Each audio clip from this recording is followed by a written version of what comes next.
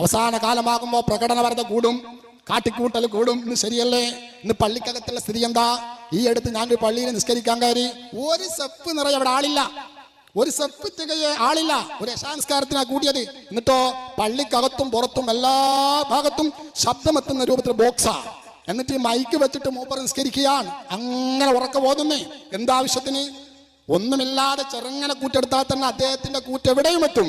നമ്മുടെ ഫുഖഹാ പറയുന്നു, ഇന്ന തബ്ലീഗ ബിദ്അത്തും മുൻകറത്തും ബിത്തിഫാഖിൽ അഇമ്മത്തിൽ അർബഅ ഹൈതു ബലഗൽ മഅ്മൂമീന സൗത്തുൽ ഇമാം. ഇമാമിന്റെ നേരെ ശബ്ദം കേൾക്കുന്നിടത്ത് മുബല്ലിഗ് പോലും ആവശ്യമില്ല, കറാഹത്താണെന്നാ. മുബല്ലിഗിന്റെ ആവശ്യം പോയാ ഇമാമിന്റെ ശബ്ദം എത്താത്തടുത്ത് എത്തിക്കല. ഇത് കേൾക്കുന്നിടത്താണ് ഈ സ്പീക്കറിന്റെ ആവശ്യം തന്നെ. യഥാർത്ഥത്തിൽ നിസ്കാരത്തിനില്ല. ആരാധനകൾ ഉച്ചഭാഷയുടെ ആവശ്യമേ ഇല്ല. 14 നൂറ്റാണ്ട് അഷ്റഫുൽ ഖൽഖ് സ്വല്ലല്ലാഹു അലൈഹി വസല്ലം മുതൽ സഹാബത്ത് മുതൽ താബീങ്ങൾ മുതൽ ഇക്കാലം വരെ 14 നൂറ്റാണ്ടിൽ ആയിരങ്ങളും പതിനായിരങ്ങളും ലക്ഷങ്ങളും പങ്കെടുത്ത് ജുമ കഴിഞ്ഞിട്ടുണ്ട്, ജമാഅത്ത് നടന്നിട്ടുണ്ട്. അതിനെല്ലാം നിർവഹിക്കാൻ ഒരു രൂപമുണ്ട്, തബ്ലീഗാണ്. ഇമാമിന്റെ ഫാത്തിഹ സൂറത്ത് കേൾക്കുന്നവർ കേൾക്കുക, കേൾക്കാത്തവർ ഫാത്തിഹയും ഓതും സൂറത്തും ഓതും.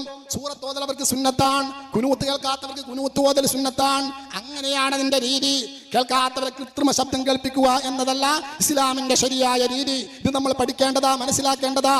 ഇന്ന് പള്ളികളെല്ലാം ഘോഷമാ. ഇഖാമത്തിന്റെ ശബ്ദം എവിടെയാ കേൾക്കുക? ടൗണിൽ കേൾക്കും.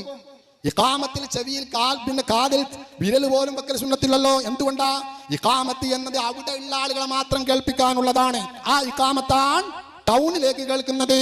ഇതാണ് ആഖിർ സമാനിൽ വരുന്ന അപജയമെന്ന് അഷ്റഫുൽ ഖൽഖ് സ്വല്ലല്ലാഹു അലൈഹി വസല്ലം മുന്നറിയിപ്പ് നൽകിയ മസാജിദുഹും ആമിറ വയഖറാബും മിനൽ ഹുദാ.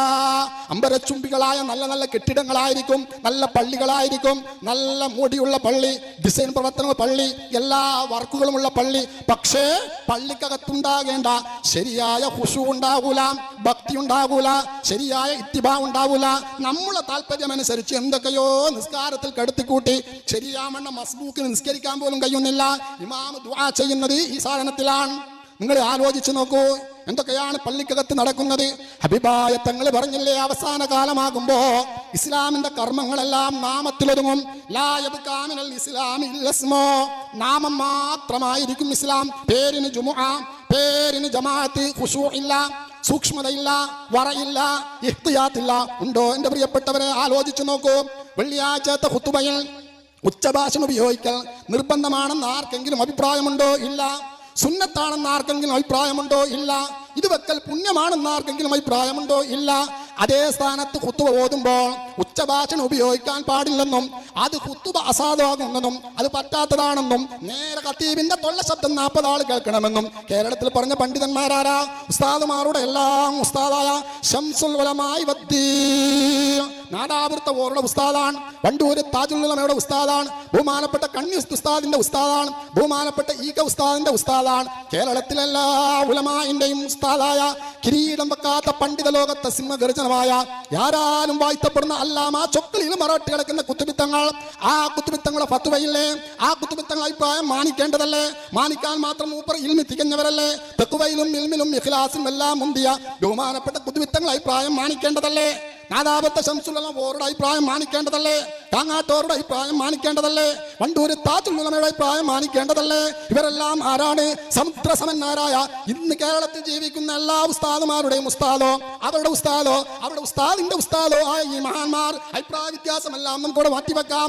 സൂക്ഷ്മത എന്ന ഒന്നുണ്ടല്ലോ, അഭിപ്രായം മാനിക്കുക എന്നൊന്നുണ്ടല്ലോ. ഇഹ്തിയാത്തും വറവും പഠിപ്പിക്കപ്പെട്ടതല്ലേ? പിന്നെ എന്തിനാണ് ഒരാവശ്യവുമില്ലാത്ത, ഒരു സുന്നത്ത് പോലും ഇല്ലാത്ത, ഒരു കൂലിയും കിട്ടാത്ത ഈ സാധനം ഉപയോഗിക്കുന്നത്? നിക്കാഹിൽ. നിക്കാഹ് ചെറുതാണോ? എത്ര പ്രധാനപ്പെട്ടതാണ് നിക്കാഹ്. സ്വർഗത്തിൽ വരെ എത്തേണ്ട ദമ്പതിമാരായി ജീവിക്കേണ്ടവരല്ലേ? ഇത് നിക്കാഹിൽ ഉപയോഗിക്കരുതെന്നും 2 സാക്ഷികൾ നേരെ പിന്നെ ശബ്ദം കേൾക്കണമെന്നും ബീജാബിന്റെയും കബൂലിന്റെയും വാചകം നേരെ കേൾക്കണം. ഈ പറയുന്നവർ ചില്ലറക്കാരാണോ? ഇവിടെ അഭിപ്രായം മാനിക്കേണ്ടതല്ലേ? തീർച്ചയായിട്ടും മാനിക്കേണ്ടതാണ്. അതുകൊണ്ട് എൻ്റെ ഉമ്മമാരെ, പെങ്ങന്മാരെ, നിങ്ങളെ വീട്ടിൽ ആരുടെ നിക്കാഹ് ഉണ്ടായാലും ഒരു കാരണവശാലും ഈ നിർബന്ധമായ ഈജാബിന്റെ കാനോത്തിന്റെ കബിൽത്തു എന്ന വാചകം, ആ വാചകം പറയുന്നിടത്ത് ഉപയോഗിക്കാൻ സമ്മതിക്കരുത്. കാരണം ഈ വലിയ പണ്ഡിതന്മാരുടെ അഭിപ്രായം മാനിക്കേണ്ട അഭിപ്രായമാണ്. ചില്ലറക്കാരല്ല. അഭിപ്രായ വ്യത്യാസത്തിലേക്കൊന്നല്ല ഞാൻ പോകുന്നത്. എല്ലാവർക്കും അംഗീകരിക്കാൻ പറ്റുന്ന ഒരു പോയിന്റ്, അതാണ് ഇഹ്തിയാത്ത്, വറ, സൂക്ഷ്മത. അതിന് അല്ലാഹു സുബ്ഹാനഹു വ തആല പ്രത്യേകം കൂലി തരും. അഭിപ്രായ വ്യത്യാസം ഇവിടെ നിൽക്കട്ടെ. എല്ലാവർക്കും പറ്റുന്ന ഒന്നുണ്ടല്ലോ, അത് നമുക്ക് സ്വീകരിക്കാമല്ലോ. ആ പാരമ്പര്യത്തിൽ തന്നെ ഒതുങ്ങിയായുള്ള നമ്മുടെ നിസ്കാരം, നമ്മുടെ ജുമുഅ, നമ്മുടെ ഖുതുബ, നമ്മുടെ ജമാഅത്ത് എല്ലാം പാരമ്പര്യ രീതിയിൽ തന്നെ കാട്ടിക്കൂടലില്ലാതെ പ്രകടനപരതയില്ലാതെ അങ്ങനെ നിർവഹിക്കാൻ കഴിയണം. അല്ലാഹു തആല തൗഫീഖ് നൽകുമാറാവട്ടെ.